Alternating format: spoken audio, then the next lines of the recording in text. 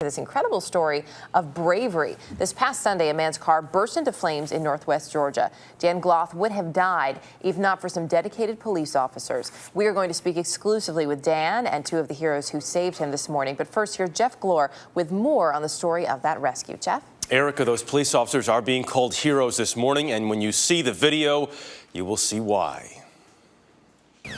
The dash cam video says 5:11 a.m., moments before Sheriff's Deputy Chad Phillips arrived at the scene of a horrifying accident. When I first arrived, the flames were probably 6-7 foot high.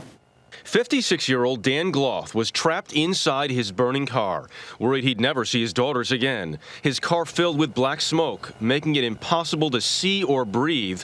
He couldn't kick out the windows. What Gloth didn't know was that Deputy Phillips, two other officers, and a passerby were desperately trying to save his life. Each time they put out the fire with extinguishers, though, it exploded back into flames. The rescue team finally managed to drag Gloth out after smashing the car's passenger window. It makes you feel great inside knowing we can go home, knowing we saved someone's life. Literally down to his last breath, he believes, a grateful Dan Gloth escaped with only minor injuries.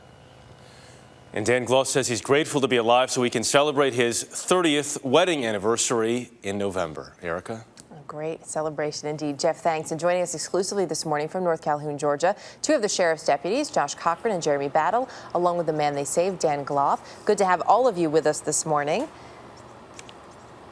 Good morning. Good morning. Dan, take us back, first of all, to that night. I understand this started probably something a lot of people can relate to. You're on the interstate, and all of a sudden there's this big tractor trailer, and you start to get a little nervous on the road.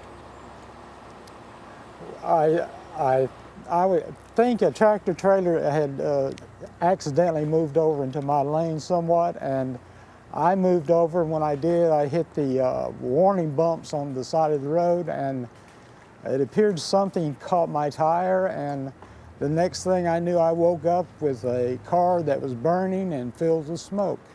And you're, as we mentioned, you're getting ready to celebrate your 30th anniversary. I imagine at that moment you wake up, you're in this car, in that situation, and your first thought is probably, am I going to make it to that anniversary? Am I going to see my family again? I'm sorry, I couldn't understand that, ma'am. I'm sorry. That's all right. When you wake up and you're in that situation and you see that you're in this car that's on flames, it's full of smoke, what's going through your mind? Well, first, a lot of fear was going through my mind, and the very first thought I had was that I probably would never see my family again. Of course, we're so happy that you're here this morning talking with us, that you don't have to worry about that, but I can't imagine how scary it must have been. Officers, this has got to be tough for you as well. Deputy Battle, I understand you're the first to arrive on the scene, so when you get there, talk to us about what you saw and what you think the chances were at that point for survival. When I first pulled up, I just saw a lot of flames coming from the engine compartment. I wasn't sure if it was inside the passenger compartment or not, and I wasn't sure how many occupants we had or the extent of their injuries in the vehicle. But you immediately, of course, just jumped into mode as you do. How did you try to put the fire out? First, I got my fire extinguisher out of my trunk, and then I believe another one was given to me from someone else on the scene. We used 5 fire extinguishers all total to try to get the fire knocked down long enough to get Mr. Gloth out. And Deputy Cochran, this is your second night on the job. You're sitting there in the station. All of a sudden, you get this call. You get out there. This is quite a way for you to kick off your career. When you got to the scene, what did you do? When I first arrived on scene, Deputy Battle had given his flashlight to a passerby who had busted the window out, and we attempted to pull the driver out of the driver's side window. When we were unsuccessful, I went around to the passenger side and busted out the window with my baton, and me and Deputy Phillips began to pull the driver out. So you actually pulled him out, your second night on the job, and you're saving a life. Not too bad. Dan, you were airlifted to a hospital in Tennessee, released later that evening. How are you feeling this morning?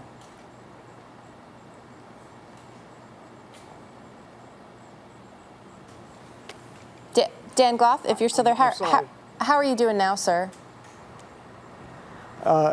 I feel well right now. I just have a few bumps and bruises, but nothing serious. And I know that you were looking forward to seeing the gentleman next to you. Anything you'd like to say to them? Yes, I do. As a child, I have a fond memory of watching a lot of the old cop movies, and I always remember seeing a cop twirling a baton and flipping a coin. So I wanted to present each of them with a silver dollar to remember that they saved somebody's life. Dan Gloth, Deputy Josh Cochran, Deputy Jeremy Battle, pleasure to have all of you with us this morning. Thanks so much.